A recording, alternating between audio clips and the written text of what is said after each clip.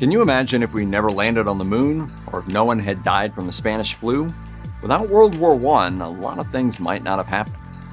World War I shaped the United States' identity and paved the way for debates that still rage on today, most notably interventionism versus isolationism. President Woodrow Wilson supported the latter during his 1916 campaign and popularized the phrase "America First," which has become a slogan for an isolationist U.S. policy stance. Understandably, his change of heart and decision to enter the country into World War I, a war not directly tied to American interests or fought on American soil, was controversial.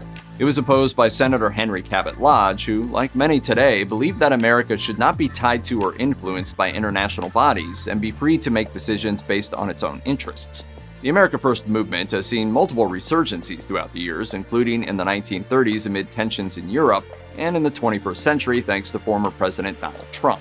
From this day forward, it's going to be only America first. Historian and writer A. Scott Berg said that America went to war not because it was attacked, but because of its ideals. While World War I led to many atrocities across the globe, it did have its silver linings in terms of medical and social advancement. Often fatal conditions such as broken thigh bones, open wounds, and viral infection were rendered survivable by advancements in treatment that came about because of the war. Without the global conflict, procedures we take for granted would have likely taken far longer to materialize, if they were developed at all. In general, the technology gap would have become even more apparent with the absence of World War II, when helicopters, rockets, jets, and computers began to take familiar shapes. The Great War also led to an unprecedented rise in women assuming male occupations in factories and farming. While many left these fields after the war, this experience with egalitarianism led to many women's rights groups pushing for greater equality in government and society. Gender equality likely would have been heavily sidelined by a lack of pressure on governments to allow women into such professions. That is, if women's suffrage even remains a guarantee in this scenario, as Europe's less than democratic monarchies would likely have lasted far longer without World War I to tear them apart. Perhaps the biggest consequence of World War I was the rise of Adolf Hitler and his Nazis, which led the world right back into another all-encompassing war. Would we have seen World War II without the first one? University of Cambridge professor of history Chris Clark says no. Hitler needed a rallying cry to stir the people to his side, and that was in large part his rhetoric about how unfair the World War I ending Treaty of Versailles was.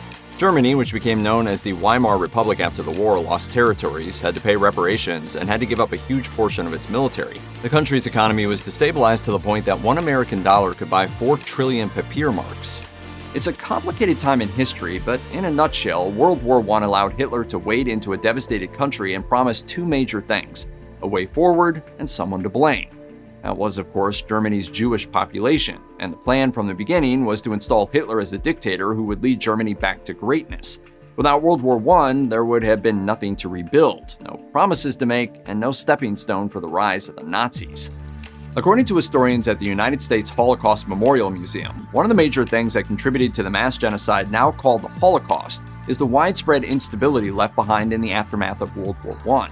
That instability allowed the rise of Hitler, buoyed by promises of a better future and a promise to punish those who were supposedly responsible for Germany's defeat in the first place. Without Hitler and the Nazis, they say, there would be no Aryan race ideology, no ideas of German purity, no Holocaust, and no deaths of millions. What would that mean?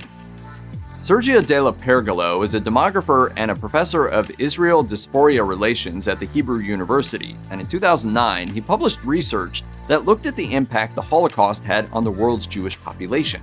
Between 1939 and 1945, the number of Jewish people worldwide dropped from 16.5 million to 11 million. Auschwitz was hell. He extrapolated what the population would be like if there had been no Holocaust, and found that various factors would have led to a current-day population of between 26 million and 32 million. By comparison, the Jewish Virtual Library estimates 2010's Jewish population to have been around 14 million. That had only risen to about 15.1 million by 2021 when De La Pergola told the National Post, "This is quite impressive to think that the Holocaust of the Jews is still visible. The damage is still visible and not yet recovered to its early dimensions." Although there were many countries involved by the end of World War II, it was Benito Mussolini's fascist Italy that joined Germany and Japan to form the heavy hitters of the Axis powers. And here's the thing. Without World War I, Mussolini may not have even gone down the road of fascism, much less taken over the country. pre-World War I, he was actually a socialist, left-leaning journalist who worked with trade unions. What changed? The war. Initially a member of the Italian Socialist Party, Mussolini was kicked out of the party for being very vocal about his opinion that Italy needed to get involved with World War I. He went on to form the Fasces of Revolutionary Action, and things escalated from there. Much like what happened in Germany at the end of the war, scores of Italians were of the opinion that they had been treated with wild unfairness in the Treaty of Versailles. Mussolini formed another group, this one with a military agenda, and was able to rally the discontented masses around his paramilitary black shirts. The black shirts swept through the country, giving him the platform to establish the National Fascist Party and ultimately seize control of Rome's government. It all went back to World War I. Without the war, there would have been no cause for Mussolini to champion and to build his empire on. Any other orders, Mussolini? At the time of the assassination of Archduke Franz Ferdinand, the Austro-Hungarian Empire was huge. The Archduke was the nephew of the Emperor Franz Joseph, and as his immediate successor and as the Archduke's father had already died, that made Franz Ferdinand next in line to rule.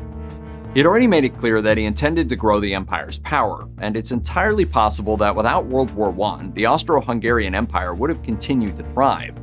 If the empire hadn't become embroiled in a war that they ultimately lost, they wouldn't have been forced to cede huge sections of territory with the Treaty of Versailles.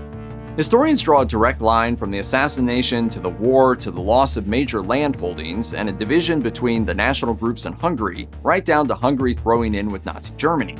The War That Ended Peace author Margaret Macmillan goes a step further, telling NPR that the empire would have continued to thrive and act as a stabilizing presence in Europe. Instead of a shattered empire, she sees the earlier development of a European Union-like entity. The war sped up the disappearance of the big European empires, it sped up the rise of the United States. The European Union was established in 1993, but without World War I, it's entirely possible that some sort of other massively inclusive entity would have been formed much sooner. That's according to Margaret Macmillan, who told NPR that there had been talk of such a broad sweeping union in the years leading up to the war. It would have been a huge deal, binding together cities such as Budapest, Vienna, London, and Berlin that were developing culture and science at a blinding pace. Macmillan also says that there would have been a world-changing alliance made between Britain and Germany, famously the biggest powerhouses on opposite sides of both wars. Macmillan argues that without the division that happened with World War I, they would have been the best of friends, and there's no telling what would have come from it, especially considering how it would have allied most of Europe's military might. It's impossible to tell what might have happened next, but a 20th century driven by British and German collaboration instead of conflict would have created a very different world. Margaret Macmillan also suggests that without World War I, there would have been no Cold War. In fact, she says there's a likelihood that Russia and the United States would have developed similar ideologies, and adds that it would have had far-reaching consequences. But first, how did she get there? When Tsar Nicholas II declared war on Germany in 1914, it was the start of his dynasty's downfall. The war led to his abdication and eventual execution, and fostered the perfect storm of revolt, revolution, and discontent that allowed Bolshevik leader Vladimir Lenin to step into power. When Tsarist Russia waded into a war it was vastly unprepared for, its economy crumbled, people starved, wartime casualties mounted, and so did discontent. And it wasn't helped by the fact that Russian people looked at their Tsar and saw the German ancestry of his wife. Civil war overlapped with World War I, and the establishment of the Soviet Union was part of a chain of events that included the rise and spread of communism. Without World War I, China may also have had a very different history, along with other communist countries such as Cuba. It's also possible to go one step more and suggest that without Bolshevik rhetoric endorsing the mass genocide of enemies, some of the darkest chapters in recent history may not have happened either. It's not clear just how many deaths the Spanish flu pandemic caused, although the general consensus is that the number is somewhere around 50 million. John Matthews is an honorary professorial fellow at the University of Melbourne, and he told The Conversation that it was responsible for killing as much as 6% of the world's population, and it wouldn't have if it hadn't been for World War I. That conflict, he said, presented a few worst-case scenarios. In addition to the front lines providing breeding grounds for disease, millions of soldiers were packed together in close contact, making infection more likely to spread. When they went home, often to previously isolated communities that had no natural immunities, the flu spread like wildfire, with some areas suffering losses much higher than 6%. This is a time when you have tons of people living in close quarters together. There's another consequence, too. The necessity of dealing with illness on such a grand scale led to the overhaul of public health systems, which varied based on the country. For many European countries, it meant the rise of socialized healthcare and the increased availability of medications and treatment, while in the US, it meant the development of health insurance. Everywhere, though, it meant disease outbreaks were being seen as a social concern as well as a medical one. Systems for reporting outbreaks were put in place and international coalitions formed, now armed with the knowledge that disease didn't stop at borders. Without the Great War, that might never have happened. With World War I, the rush to develop cutting-edge technology that would give entire nations the advantage kicked into high gear.